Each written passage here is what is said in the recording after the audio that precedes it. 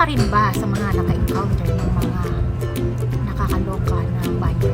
Yung mga nag-online dyan, yung mga naka-encounter ba kayo ng super ang tataas ng standard nila na hindi natin ma-reach? Well, hindi ka po nag-iisa. Kasi ako po, nakakaranas din ako.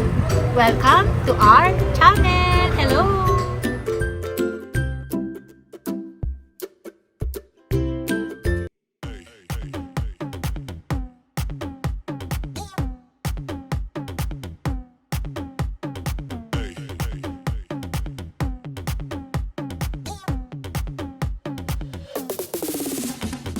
Hey guys! Hello everyone! Hello mga kamar! Ano ka ng mukha ko? Masyadong close up.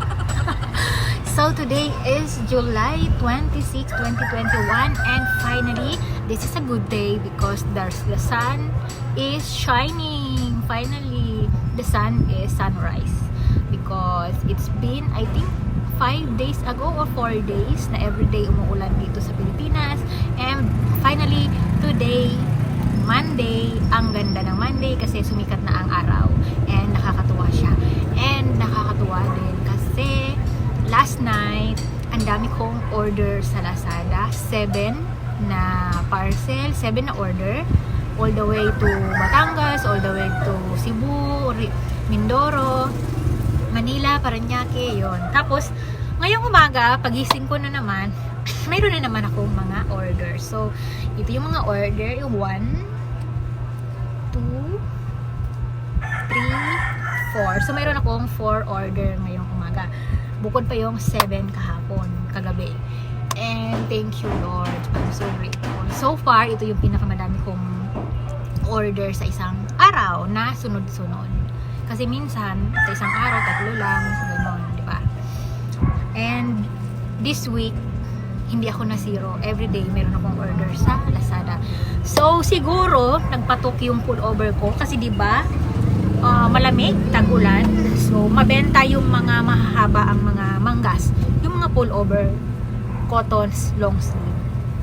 Yun, mabenta siya sa ukay. And yun, nakakatuwa naman. Mas mabenta pa yung ukay ko kaysa sa mga bago ko. And, mura lang kasi yung tinda ko. 39 pesos, 50 pesos, 25 pesos, and 10 pesos. Saan ka pa? And yung presyo ko na yon, naka-base naman yon sa standard ng quality ng item. So, syempre, kapag 10 piso, wag na silang mag-expect na ito ay super perfect. Kasi ang 10 pesos, syempre, may mga konting flaws na yan. Minsan, may konting stain, minsan, may konting napakaliit na non-visible na lutas, minsan, medyo himolmol yung some part, pero, hindi siya mukhang basahan. Pwede pa siya isuot. Diba? Pero, naka-encounter din ako ng mga buyer na super taas ng standard, na bumili ng 10 pesos, pero yung expectation, pang SM, diba? Kaloka. Yung first ba naman nung nagbigay sa akin ng bad review, binigyan niya ako ng 3 stars. Sabi niya, thank you for the effort kasi ang ganda ng packaging ko, may freebie, mabilis yung shipping, pero tinawag niya yung 10 piso ko na basahan. Sabi niya, basahan daw yun. So, syempre, mataas yung standard niya. Hindi natin masisisi na may mga tao talagang ganun na worth of 10 pesos, 25 pesos, pero yung expectation na akala mo ay ala SM, diba?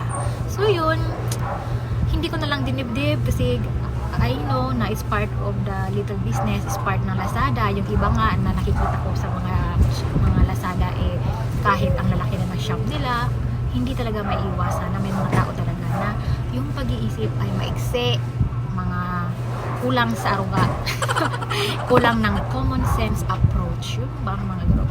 Kasi yung iba nakakatuwa, alam mo yun, 10 pesos, kahit every time kasi meron akong pinapak, lagi akong may note. Ang sabi ko doon, thank you. Hi madam, thank you for purchasing.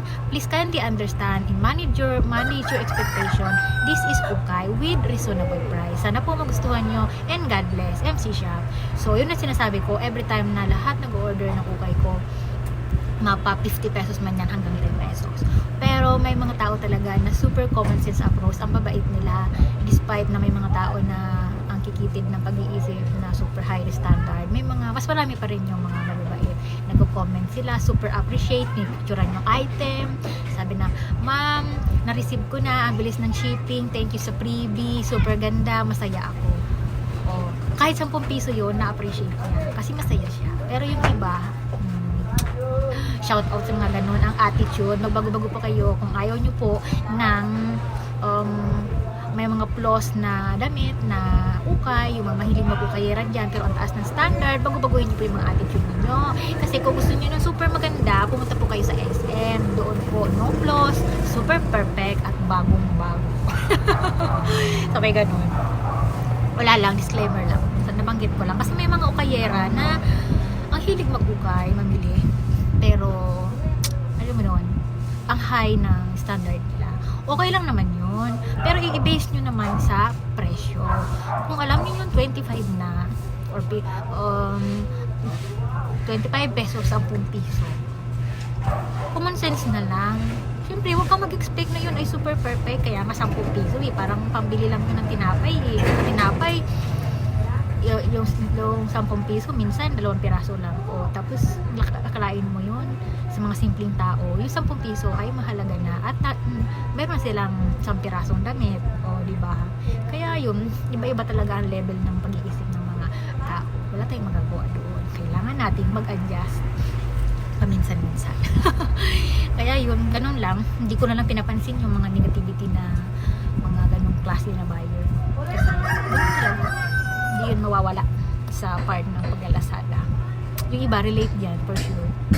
Okay lang yun. Kaya sa mga kapwa ko mga nag-uukay dyan, nagtitinda ng ukay, either sa online, Facebook, Shopee Mart, or Lazada, huwag kayong magpapadala sa mga negativity or sa mga sitwasyon na na-encounter ninyo na tingin ninyo ay nakapagsama ng loob ninyo. Huwag ninyong pansinin yan. Basta, ang mahalaga, wala kayong naapakan ibang tao, tama yung ginagawa nyo naman yung best nyo para mabigyan ng magandang service yung mga buyer ninyo.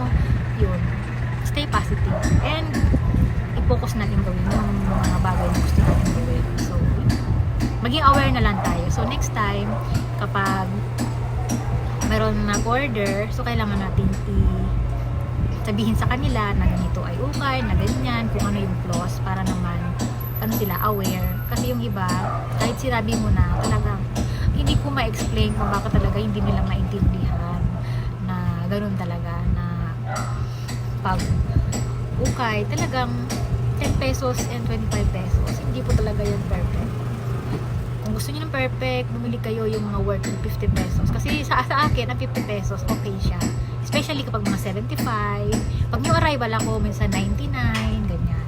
Perfect yun. Kasi sinisegregate ko yung tingin kong perfect, medium lang yung pagka-quality, and yung medium para sa akin, worst ang quality. So, yung lahat naman yun, nile-level ko para okay. At yung super bad talaga na alam kong basahan na, syempre, hindi ko siya tinitinda. Ginagawa ko siyang basahan namin dito sa bahay. So, yun ang totoong basahan. Hindi yung tag 10 piso o 25 pesos ang basahan. Hindi po yun. Taas lang ng standard nito. So, meron akong ano dito. So, pasensyahan nyo na. Ganito muna yung vlog ko talaga. Araw-araw. Ito ay suman. Pero hindi yung suman namin sa Bicol. Hindi siya ganito. So, I wish all of you, everyone, have a nice, happy, safe Monday. So, thanks God. Mainit na ngayon. Sana mamaya hindi umulan. Natuwa din ako kasi yung mga paninda ko nailabas ko na. And yun, hindi na siya malamig. Kasi kapag naulan, pakiramdam ko, pag ginawakan ko yung mga nagkalang basa. Pero hindi siya basa, malamig na. So, ngayon nakakatuwa na ano na siya ngayon. Medyo natanggal na yung pagka-moisture niya ng mga umulang araw. Na parang basa siya. Maganda na siya. So, yun. That's it my vlog. Kung meron po kayong katanungan, please don't forget to comment down below and sasagutin ko po. So, once again, thank you to each one of you for always being there to support and to watch my randomness vlog of my life. So, maraming salamat po and stay safe everyone and God bless you. Bye-bye!